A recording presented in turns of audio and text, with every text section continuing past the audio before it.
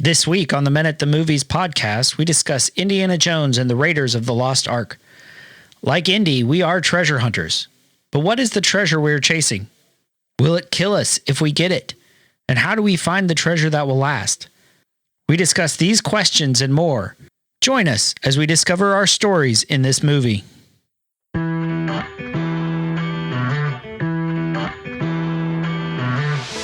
The movies and stories we love are gateways to see ourselves and God in new ways. Every great story borrows its power from a larger story. The story that's written on our hearts and woven into the fabric of our very being.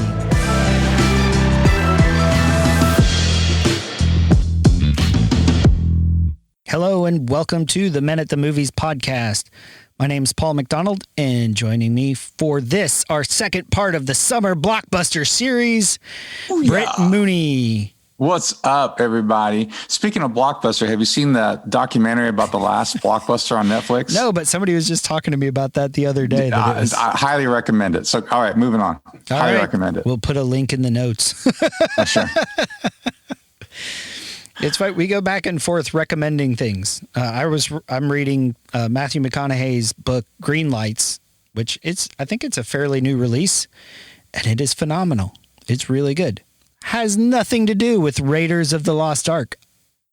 Although would Matthew McConaughey make a pretty good Indiana Jones? He would make a great Indiana Jones. Absolutely, he would. All right. So he's now on the bucket list for guys that I would love to have on the podcast. Oh, sure. So far on the list is Matthew McConaughey, Lin-Manuel Miranda, and Randall Wallace.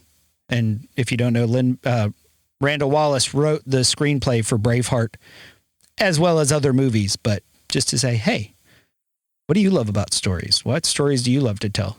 Was he related to William Wallace? At some point? Just as we all are related? No, he's not like a great grandson or anything like that. Yeah. So we're here to talk about none of those guys. Nope. We're here to talk about Harrison Ford and the Raiders of the Lost Ark. I didn't write down when this came out, so no. Well, it's 40 years ago. This is the 40 years ago 40th anniversary. 81? That would be correct. So I would have been 6. And this movie, by the way, has some great stories around it because it was kind of a vision and a dream of George Lucas to do sort of like a cliffhanger type adventure-ish sort of thing. And he got together with Spielberg, two geniuses in their prime. And their original choice for Indiana Jones was Magnum P.I., was Tom Selleck. But he was under contract and couldn't get out of his contract for the TV show. And then, so lo and behold, for the second time, Harrison Ford lucks into an amazing role. This happens 3 times to him, by the way. Because Spielberg didn't, or George Lucas didn't want him because he's like, he was, I can't remember the first one. Well, he was in Han Solo, but he was in another movie before that. Well, before that was American Graffiti. That's so the one. He didn't want him as as Han Solo because he was in American Graffiti. But then he looks into that job, and then he didn't want him as Indiana Jones because he was already a major role in another franchise. And then Harrison Ford gets the Tom Clancy stuff later after Baldwin, whatever happened to him. So this dude, and of course he's so much like, I can't even think of anybody better now that, who could have possibly done better. Right. Magnum would have been, Tom Selleck would have been a different feel for it. Yeah. Definitely taller. Definitely taller. And we definitely would have had the mustache as part of the outfit. Oh, man. Poor Tom Selleck. He was great as Magnum P.I., made some horrible movies. Like some of his movies are just horrendous. But all that to say is this is an amazing movie. And the very famous thing now about this movie, there was a Big Bang Theory episode about this movie where the nerds are told at some point that Indiana Jones doesn't make one bit of difference in the story. Like nothing would have changed if Indiana Jones hadn't been in the story.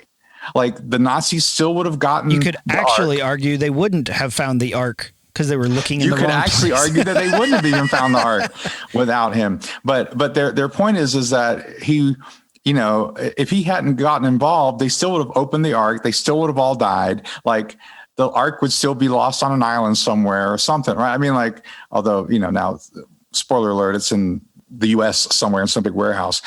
But I think what we're going to see is, even though it's called Raiders of the Lost Ark, the Ark isn't the point of the movie. Like, even though that may be technically true, that the storyline isn't about the Ark. It's about Indiana Jones's character. And that's really what we're going to be focusing on as we get through this. Right. Because as I mentioned, you know, probably every other one, stories about the stories that matter are about transformation and revelation. Yep. You know, so you watch these stories, who changes or who realizes something about themselves. And I think by the end of the story, Indiana does. We called the dog Indiana. That's a pretty decent Sean Connery. No, it was horrible. Sure. Go for it. So this, as you mentioned, we can dive into the movie and all that, but long story short, we cut to obviously Indiana Jones. He gets one-upped by Belloc, who's another archaeologist that's sort of his arch enemy. He's a professor. This is a movie that's 40 years old, probably older than most of the people that are listening. And the people that have seen it probably saw it originally in the movie theater. That's what my dad said. That he thinks he and Mom went out on a date night to see it. Yep. She didn't want to see it because she didn't want to see desert movies. Also, she's terrified of snakes. Snakes. Why did it have to be snakes? And really, that was just an excuse to play that line. There you go. You had it queued up, ready to go. So when we dig into this and we start and these guys show up at Indiana's, what's his real name? Do we get that? Indiana Jones? Yeah. That's his real name? Oh, no, it was Professor Francis or something. I forget what it was. Yeah, Doctor, that's his first name. Dr. Jones. So just a couple things. The opening scene is classic. The opening montage of him finding the idol and running and dodging and all the stuff. It's Spielberg was a master and is a master at those action sequences of making you care, like having you on the edge of your seat, all of that stuff. It's classic. But it begins with a very important theme throughout the whole movie, is that even when he gets a treasure, he loses it. That this happens all throughout the movie. And there's a reason why I'm pointing this out, is because this is very important to his character. Is he's a treasure hunter chaser, and he keeps losing those treasures. They keep slipping through his fingers. Right. And that's what you see at the end of that, you know, major classic scene is he gets the thing. And then the next thing you know, he went through all that for nothing. Yeah. Right. Because all it took was the dude paying off some Indians or some, Aborigines or whatever they were. And boom. I'm going to take the treasure that you found. Yep. And that's very important for our discussion about why does this matter to men? Why does this matter to men? It's a very important part of a piece of it because Belloc is, as we'll get to in that scene, is a very important character for Indiana's growth. He's the foil. He is probably in many cases what Indiana fears becoming is a guy like Belloc, who's just in it for the money and the fame and, you know, all the glory that archaeology treasure hunters get in society these days. I think what you said was really interesting because we relate to that a lot. Like, how many guys look back and say, oh, Uncle Rico and Napoleon Dynamite, if they had put me in that, we would have won the championship. I could have been the quarterback. And we this idea of having the treasure just outside their grasp. Or even getting it and it not being what we thought it was going to be. Right. Like even having it and realizing, man, what did I even do all of this for? Like every VH1 behind the music, except for one, they sacrifice their whole lives to get famous and to become a rock or pop star or something. By the way, VH1 Behind the Music was a show that used to be on this channel called VH1. Video Hits 1, and they would do like these documentaries on major rock and pop stars. And in every case except for one, they would become famous and realize it was empty. And then they get on drugs and they try to fill up that hole with something else and get addicted or lose their family and lose their kids and lose their this and lose their that or go bankrupt. Like and then they would have to learn what really matters. Right. And so all of that to say is, I think we can relate to it. But it's a very important thing to realize, like what are we chasing? And that's one of his fatal flaws is he's a great character. First of all, we love him. He's got a whip. He's tough. A fedora, a leather jacket. Who didn't go as him as a young boy for Halloween? Oh my God. He looks cool. He's tough. He can fight, but he's also intelligent, and the ladies like him. Like there's so much of this that we love about Indiana Jones as a character, but he has two main fatal flaws. And I don't have to go over them both right now, but he has two main fatal flaws that we see that the movie has to deal with. And I can go over them now or later, but there's two of them. Well, let's tee up our first clip. Okay. And what we're going to do is because this was a recurring theme throughout the movie, we compiled them into a single clip. And so these federal agent men, government men show up and said, Hitler's looking for the Ark of the Covenant, thinking it's some super weapon, any army. So he gets invited, but throughout his journey, as he's searching, he keeps getting these warnings that maybe this isn't a good idea. Marion's the least of your worries right now, believe me, Indy. What do you mean? Well, I mean that for nearly 3,000 years, man has been searching for the Lost Ark. Not something to be taken lightly. No one knows its secrets. It's like nothing you've ever gone after before. Oh, Marcus, what are you trying to do? Scare me? You sound like my mother. We've known each other for a long time. I don't believe in magic, a lot of superstitious hocus pocus. I'm going after a find of incredible historical significance. You're talking about the boogeyman.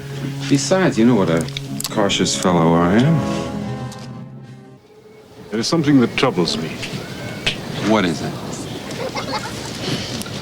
The Ark. If it is there, Atanis, then it is something that man was not meant to disturb.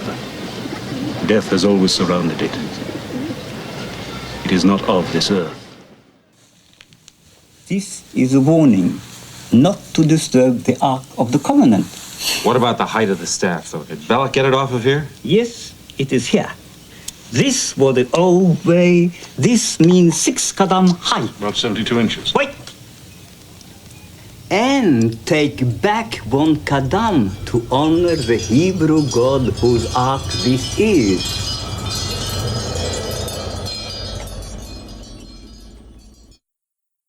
So in these stories, normally one warning is normal. Hey, this may not be a good idea. But when you have these repeated warnings, you know that when you actually find what it is you're looking for that all these people have warned you about, bad things are going to happen. Guaranteed. So within those clips are both of his fatal flaws. All right. So Indiana Jones, his fatal flaws in this movie are he is seeking the wrong treasure. He's seeking the wrong treasure. And literally, he's seeking a treasure that will kill him. I mean, he's literally seeking, and that's why he keeps getting warned. Like, he keeps getting warned because, like, they're saying, no, this will kill you. You don't mess with this stuff, right? And his second fatal flaw is he's an intellectual, and he doesn't believe in the supernatural. He's from an academic world, and he doesn't believe in the supernatural. Like, you're talking about boogeymen. These are myths. I'm talking about hocus history. pocus. Hocus pocus, which is such a Han Solo moment. Like, it's almost straight out of Star Wars, where he was like, a lightsaber in some hokey religion's no good when you got a blaster on your hip, boy. Yeah, right. It's almost the same exact character, right? So he's a great character, but these are his fatal flaws. And this is something that we have to realize, that when God is warning us, God warns us. In the scripture, he warns us in life. He tries to put signs in the way. What was that from Bruce Almighty, where he's like, God, give me a sign. And then there's like all these signs on the road and stuff. No, really, I want a sign. Turn around, go back, construction. Yeah, right. But the warnings are because he loves us. He knows that if we keep seeking after these things, they will kill us. And it will be the end of us, and that we're not seeking after the things that truly matter. And his other fatal flaw, which is connected, is that he's an intellectual, and he's not paying attention to the fact that there's something unseen. Right. That there's something unseen that matters, or something that he hasn't paid attention to yet, that actually matters more than anything he could possibly acquire on this earth. And if we connect it, by the way, spoiler alert, if we connect it to the theme that he keeps losing the treasures he finds, right? God's also warning us, because it's going to kill us, because we don't get to keep a lot of the treasure we think we're going to keep. Like, we spend there's a Bible verse about this or something, and we don't get to keep that stuff. Huh? It's like there's a Bible verse about this. Yeah. Do not gather yourselves up treasure on earth where moths can destroy or thieves break in and steal. Oh, wait, that literally happens here every time Indiana finds something. And that's right. The interesting thing going back, because the very first line is, Marion is the least of your worries. And as we'll come to find out, Marion was the daughter of his mentor, who 10 years previously, they had fallen out. And it seemed as if, and I'm reading sort of between the lines of some of the story that I've heard, and she adored Indiana Jones, and she was madly in love with him, and he probably toyed with her emotions because he's an intellectual, and left. And that's probably why he and Abner, her father, had a falling out, because the timing was very similar in the story. But once again, you look at the treasure that has slipped through his fingers. You look at the treasure, this is something that's been going on 10 years previously, because he's, as we mentioned, he's chasing the wrong treasure. And I love that thing that you put, he's chasing a treasure that'll kill him. Yeah. And once again, like, okay, that's Indiana.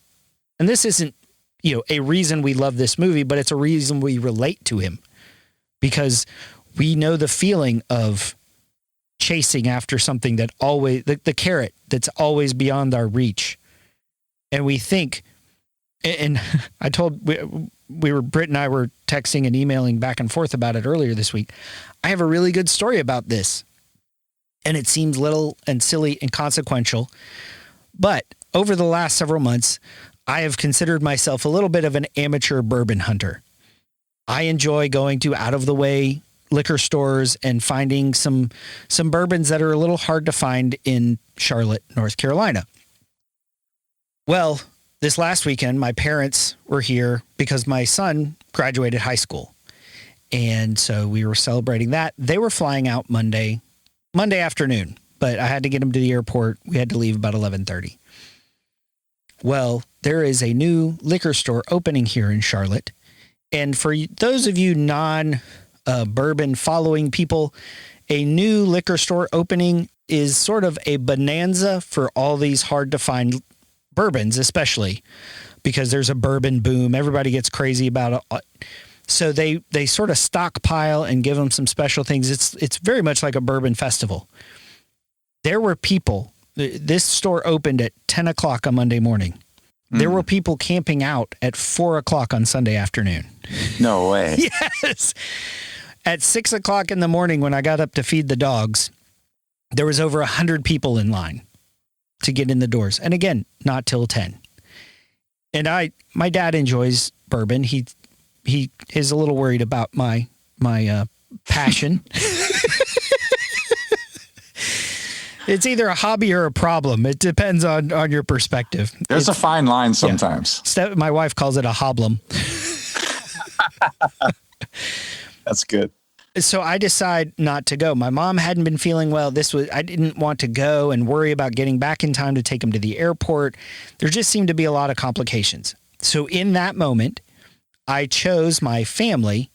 My wife was working and my parents were here. I chose my family over bourbon.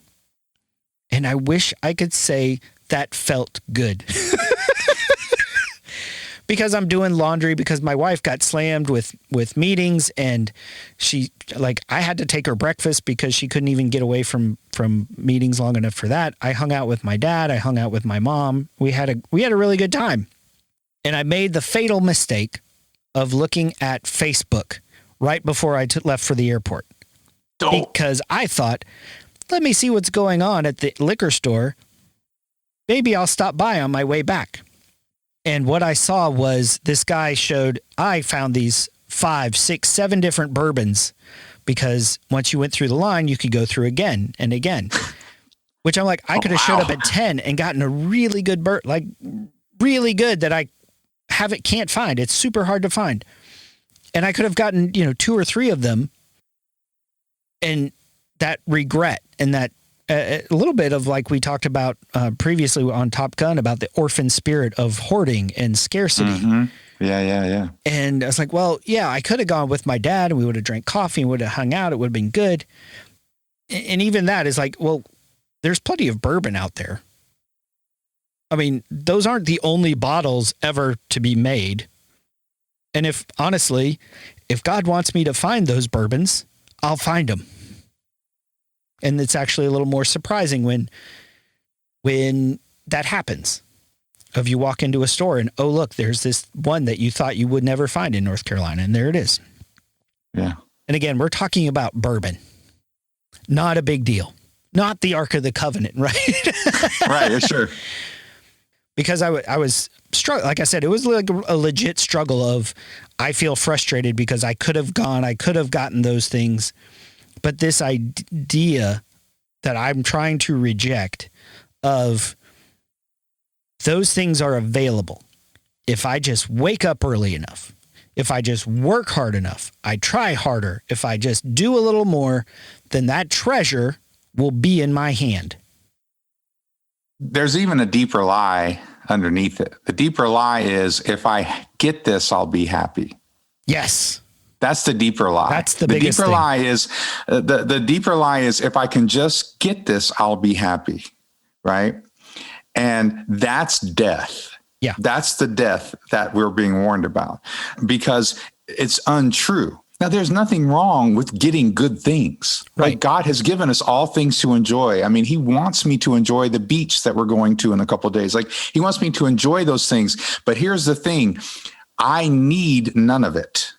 Right. I need none of it for my satisfaction. And that is the problem with most people. It doesn't matter what it is, because even for the sake of the movie and our discussion, it can be religion.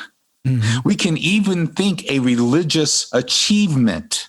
If I just have this many people coming to my church, like for me as a church planner, right? If I could just have this many people coming to my church, if I just have this many people giving, and I had this salary, and if I could just have this, I'd be happy. And that's untrue. It's a lie, because with God, I have everything. Right. God plus nothing is still everything. Yeah. And if we don't realize this, if we don't realize what's important, because here's the thing, I am an eternal person. It's in Solomon, Ecclesiastes. God has put eternity in the hearts of all men. That doesn't mean you're born again. That just means you've been made in his image, which means you are an eternal person. Temporary things cannot satisfy you. Cannot. Right. And they will not. The only things, as we'll get to in the movie, the only things that can satisfy us are other eternal things. And that's the real treasure that we should be hunting. God has made us to be treasure hunters. God has made men especially, but all of us to be treasure hunters. But he wants us to see what the real treasure is. What's the real treasure? Where is it? Go find it and make it important and build your life around what the real treasures are, and you will be satisfied. It's a promise. It's a guarantee of the scripture. It's a guarantee of God. And he's not saying it because he wants you to be more religious, to the point of the whole movie. Getting the Ark of the Covenant, I'm sorry, it was not going to cause a real revival in our world. If they actually found the Ark of the Covenant, people would just freaking fight over the thing. Like, it doesn't solve what's in the heart. It doesn't solve the problems of the heart that God is trying to deal with. And for the sake of our discussion, as we kind of move forward, God, here's where God is awesome. God will even use us seeking after the wrong treasure to get us on a path to see the right treasure, that's what happens with Indiana Jones. He's on a path to get the wrong treasure. And what is, we'll say God for the sake of argument. What does God do? Now Marion and the Ark are becoming intertwined. Right. And at some point he's going to have to make a decision. And that's beautiful writing, by the way. It's beautiful writing. Because I want to go back to that piece, because I want to dig a little deeper, not for me, because I struggled with this earlier this week. So, but that piece about, you think it'll make you happy. Like, right. Where you're saying, and this was a text thing I was going back and forth with my brother yesterday. And because he was helping me with this struggle, because I was like, I don't want to feel this way. I would make the choice I made again to choose my parents and my wife over the bourbon. But this feeling, and this is that unhealthy part. This is that part where it twists it. If I only had this, and you guys can fill in the blank. Yeah, I'll be okay. Then I'll be happy. Then as we've talked about many times, I'll have arrived, but we never arrive until we get to heaven. Yeah. Those are those things. Those are those treasures that we're chasing. What do I need? What in the core of your beat, you're like, whoa, what is going on? You sense it. You sense the poison. You sense the that's the false self, as we talk about the sinful nature. It's like, oh no, wait, this part I want dead. I want that crucified. I want, we just finished Lord of the Rings. I want that Gollum out of here. Yeah. So here's the amazing thing about the gospel, and I probably said this before, but the reason why it's a lie of death is what God does with us, because we can't get it, we can't attain it anyway. So, but what God does is he says, you now in the gospel, you no longer have to attain anything. With Christ, I've already attained. I've already won. I already have all things. I'm already loved. I'm already at peace. I'm already at rest. I'm already, all of these things I already have. I don't have to achieve or earn any of it. And now I can just love what matters, what really matters in life. And that's the gift of the gospel. That's one of the main gifts. But there's a lot of gifts, but that's the gift of the gospel. The gift of the gospel is now I'm fighting from victory, not to get it. I'm loving from love. I'm not loving to get loved. I'm loving because I am loved. And that's why it's a lie, and it's an insidious, because it seems like it would make sense, because great bourbon tastes great. And I'm happy for a minute. Yeah. Right. A hamburger is great, and I'm happy for a minute. Sex is great, and I'm happy for a minute, but it doesn't change my heart. Yeah. And I'm not against a hamburger or great sex or like, I love all of those things. Big fans of all of them.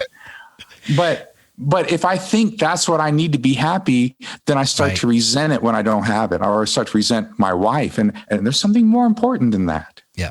Right. I mean, and all that to say is we have to be careful what the real treasure is and what we're doing to get it.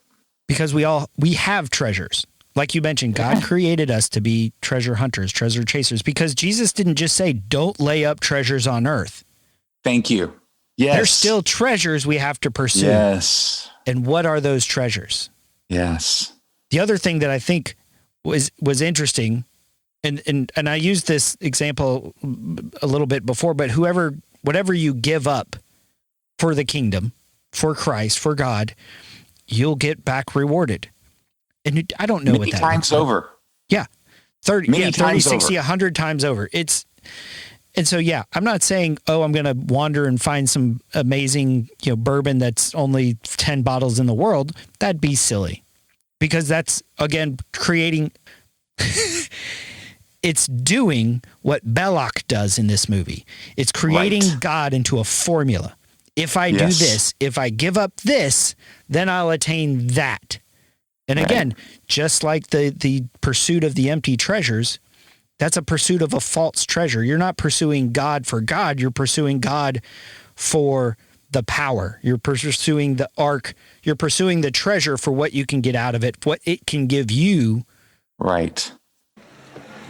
You and I are very much alike. Archaeology is our religion. Yet we have both fallen from the pure faith. Our methods have not differed as much as you pretend. I am a shadowy reflection of you. It will take only a nudge to make you like me, to push you out of the light. Now you're getting nasty. You know it's true. How nice. Look at this. It's worthless. $10 from a vendor in the street.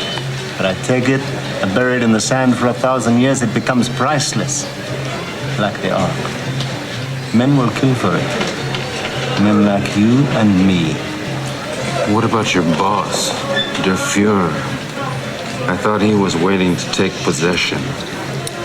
All in good time. When I'm finished with it. Jones, do you realize what the Ark is? It's a transmitter. It's a radio for speaking to God. And it's within my reach.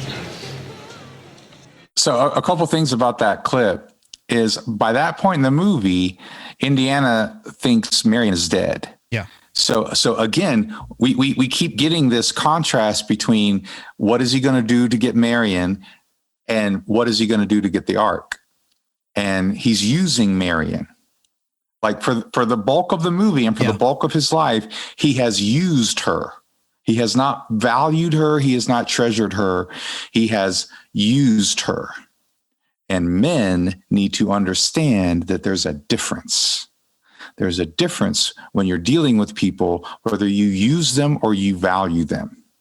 There's a difference. And he has to learn this because when she was young, he used her. And when he was done with her, he left.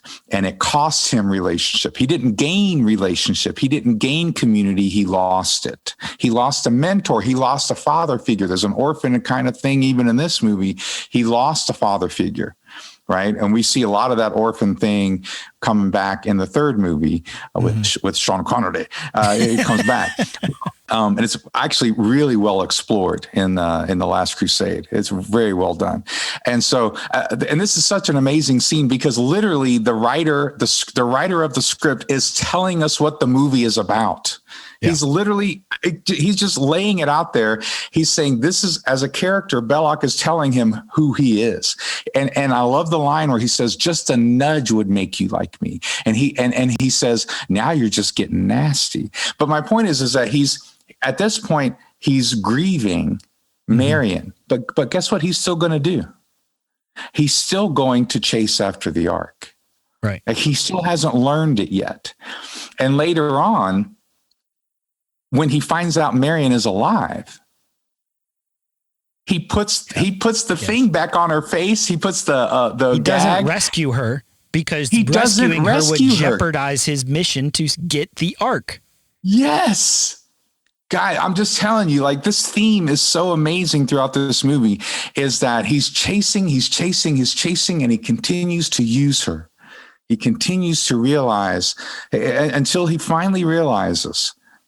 And that's after he realizes she's alive, and he's happy she's alive. I mean, like, it's like you would think, oh, her death and now resurrection, like, would make him go, oh, she's what really matters. But no. Yeah, it would mess everything up if I let you go now. I'll come back. But even Belloc is going to use her. Yeah. Oh, let me keep the girl. Let me put her in a pretty dress. Like this sort of idea keeps coming back in this movie, and in such an amazing way, of the choice that Indiana has to make between something that's eternal. Mm-hmm. Because here's the thing. There are two eternal things in this world, is the word of God and people, the souls of people. And once he realizes, by the way, that what really matters to him, or what should matter to him, which I think you have that clip too. It's after that he starts to believe in the supernatural. Isn't that amazing? It's after he realizes what really matters is he realizes the supernatural is real. Surely you don't think you can escape from this island? It depends on how reasonable we're all willing to be. All I want is the girl. If we refuse? Then your Fuhrer has no prize. Okay, stand back. All of you, stand back. Sit back. Okay, Jones. You win.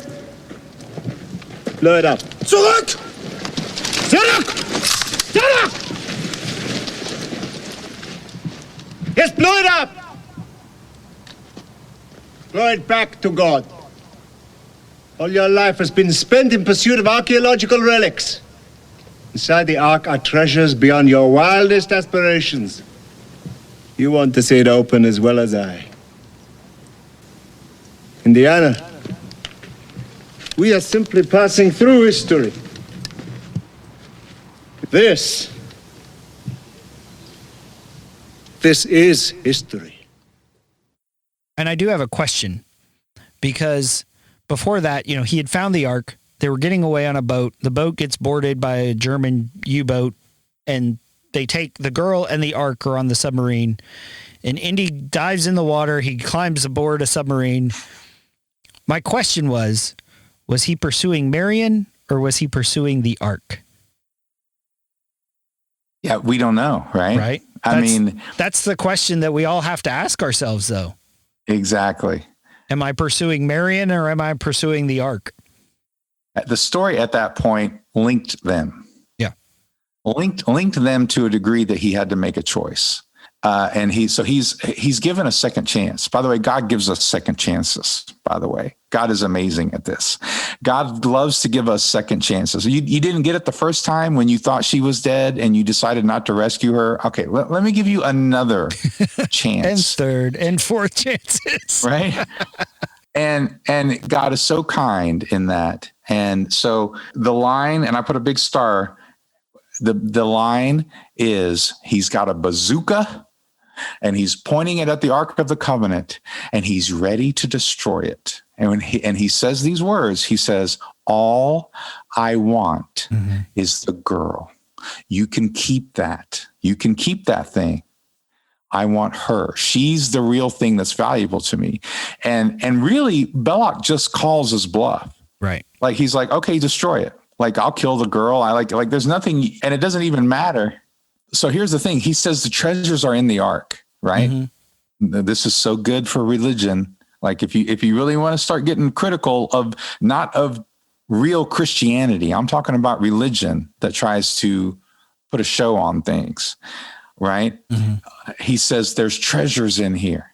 Think about all the cool stuff that's in here. And he's already got crazy face going on by this point. And he's got crazy face, and he dresses up like the high priest. Right. So genuinely, this movie does a great job of bringing stuff that's actually biblical out, like the whole thing about Egypt and Shishak and all that stuff. Like, we don't know where the Ark when it left, who took it and what happened to it. There's all sorts of theories, but general scholarship does think it happened with one of the raids of Judah, and Egypt was probably the first time where the Bible says the king of Egypt came and took all the treasures out of the temple, all that kind of stuff. So it could have happened at that point, because we don't hear about it again. Like, we don't hear about the ark at all after that. There's a couple other times it happens, Babylon and things like that. So, and the ark itself looks amazing.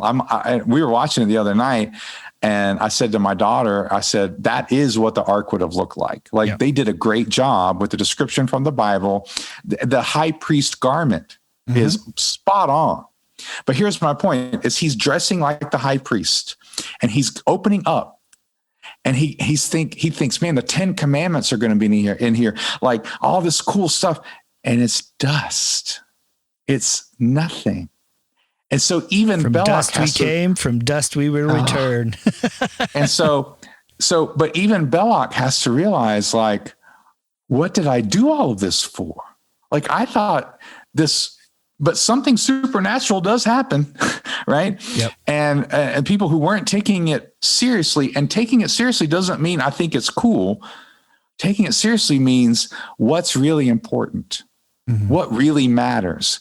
And it's at that point that all the warnings from the whole movie start to make sense to Indiana Jones. And he goes, holy crap. I mean, this is my version of it. But he says, Marion, close your eyes.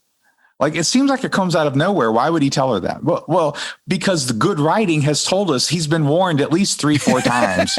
Right. And finally he's like, oh, maybe we shouldn't have dug this up. Maybe. And just to kind of close the loop on the theme, the ark goes back to being hidden again. Yeah. Like, it doesn't even get put in the museum, like his ultimate goal. But what is he left with at the end of the movie? What does he have? And here's the line at the end where he comes out of the meeting, and all the CIA guys or whoever they were, I don't know, they weren't CIA. CIA wasn't around until the 50s. Feds. The feds are like, no, we put it somewhere safe. We're gonna, he's like, oh, by the way, back to the scene on the island where everybody blows up.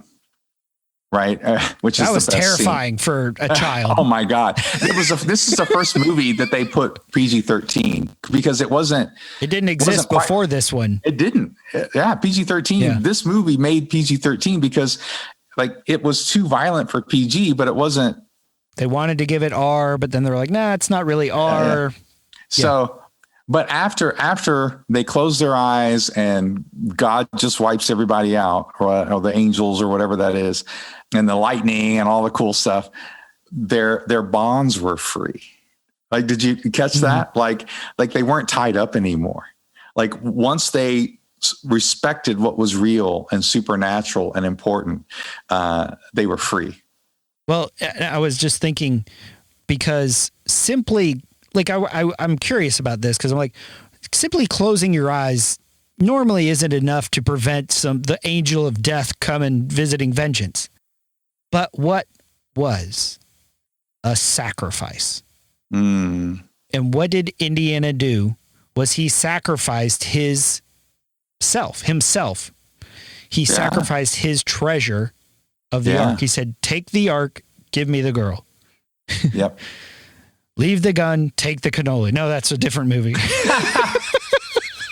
That's awesome. But there was a sacrifice made that to I don't want to say purify, but that's what sacrifice does. It purifies us. Just like going back to that bourbon thing. That's not who I want to be. I am blowing up the bourbon so that I can spend time with my family, so I can be there for my wife.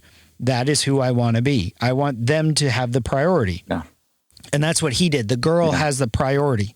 He sacrificed his treasure, the Ark of the Covenant, which he hadn't in the previous 4 iterations, right?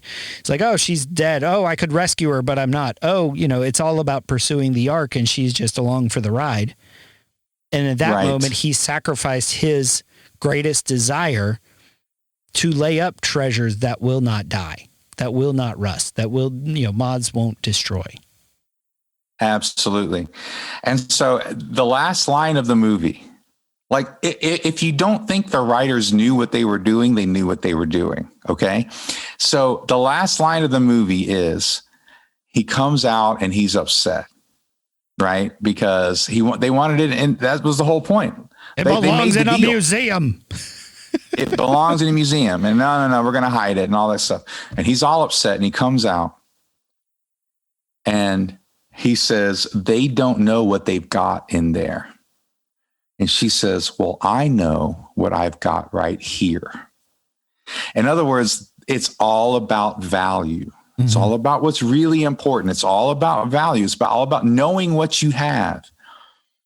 Because just like I said, all those behind the music's from VH1, right? I mean, like they were chasing something that they thought would make them happy. I just had this, right? Fame, a record deal. I mean, but like you said, we can just fill in the blanks, whoever we are, whatever we do. It can be little, big, small. Like this is a common thing for all people. And instead of going, okay, it's rough right now, it's hard, but let's look at what's really important. What matters? What value? What do I have that has value? And of course, as Christians, the main thing, like I said before, God, Jesus plus nothing is everything. Like we've already got all value. As hard as life might get and does get, we already have all value. We have the treasure. And Paul says we have these treasures in earthen vessels. We've got treasures around us all the time. Every time you're in a store, they may be strangers to you, but those are treasures to God. God thinks they have value. And that's why I think it's cool at the end that Spielberg or the writers give us this sort of element of that he learns that she's valuable in conjunction with learning that the supernatural is real. And that we will be held accountable for how we treat what's valuable to God. Like we can say all we want that the ark is cool, but we have to think, but real worship of God is finding what he finds valuable, right? Does that make sense? Like real worship of God is not finding a piece of gold, idol, ark, ancient thing valuable or religion. True value. What is your true worship? To help the orphans and widows, and to keep yourself unspotted from this world. Like find value where God finds value. When you fed me, when you clothed me, when you visited me in prison, you did it to me. And they said, when did we see this? He said, when you did it to the least of these, you did it to me.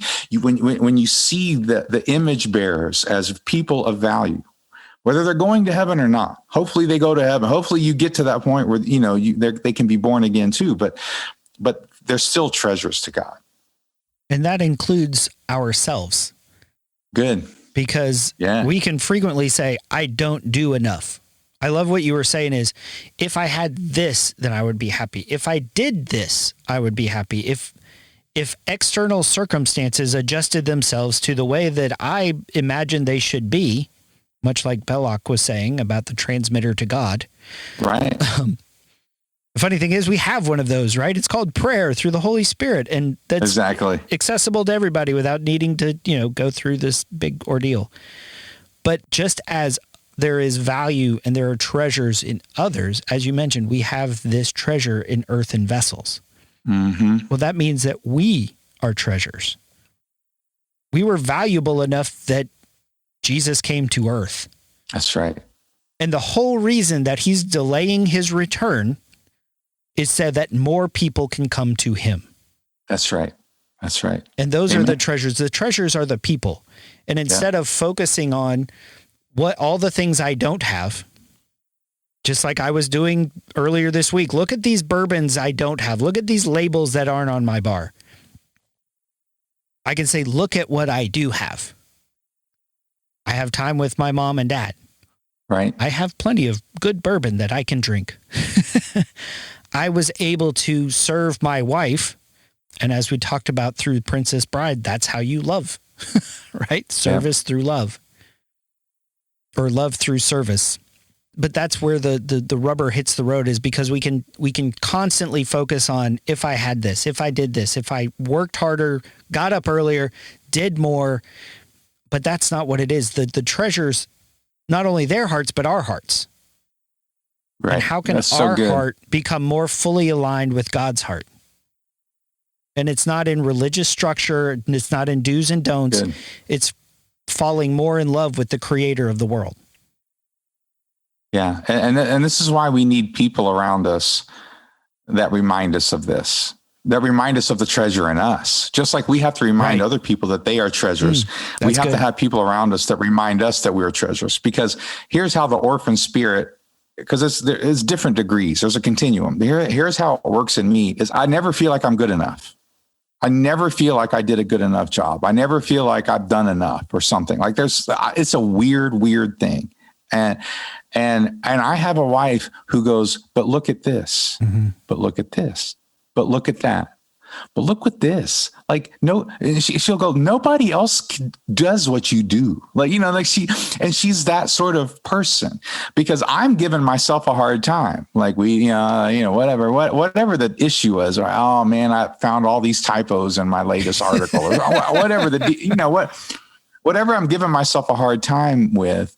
And she's like, yeah, but people are actually asking you and want to pay you money to write about Jesus.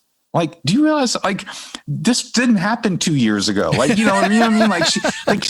Like she's trying to show me, like, look at what's happened. And I do the same thing with her, because she's a perfectionist too. And so she's an amazing teacher, and she works hard, and she gets down on herself. And I'm like, and I have to tell her the same thing. I'm like, baby, you don't realize how amazing you are. And like I've said before, that works in my favor, because she doesn't realize how out of my league she is.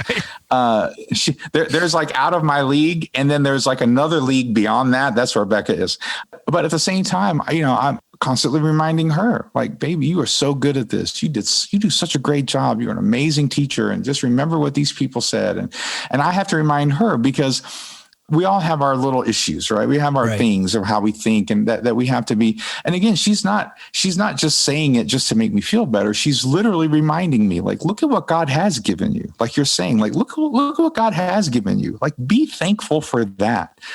And it's so hard to get down and to see what we lack but the kingdom is wealth. God has given us all things. Paul says, in life, we own nothing. Yet in Christ, we own everything. There's nothing we don't own in Christ. He gives us all things. And it feels like we don't. It's easy to feel like we lack. And it feels like we have to chase stuff, or we have to do all this stuff. And I'm just telling you, man, that knowing the real treasure is the secret. Well, and that's what somebody defined wealth as: an accumulation of things that money can't buy. Mm-hmm. Good. That's great. And that may look different for different people. But if you're chasing stuff that is money, or is it could be trips, it could be golf, it could be, doing whatever. You're like, if only I had this. As you mentioned, see the wealth that you do have. Yeah.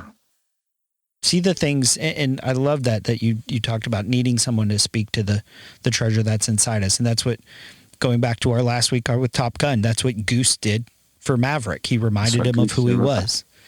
And we need those people in our lives.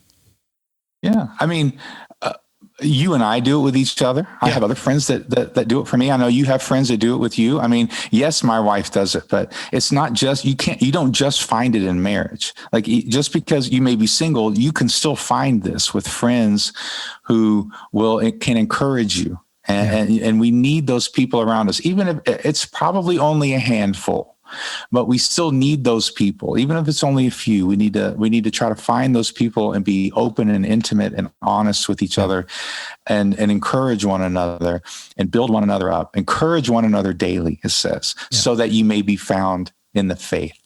It's a lifeline. because there are some days it's easy to give up or just to be deceived that whatever I'm chasing is actually going to make me happy. And so, someone needs to say, dude, do you realize what you already have? Yeah. You know, and that's important.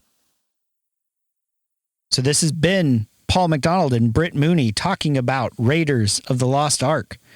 Be sure to check out our website, menatthemovies.com/podcast, because we've got that's where we list our resources. We got questions, we got the themes and quotes. We got more cool stuff coming. You just don't even know. So check us out. Come visit us.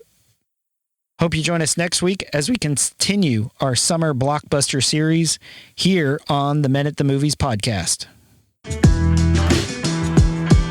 Something inside has been awakened. I can no longer be who I was before. But if I am no longer who I was, who am I to be?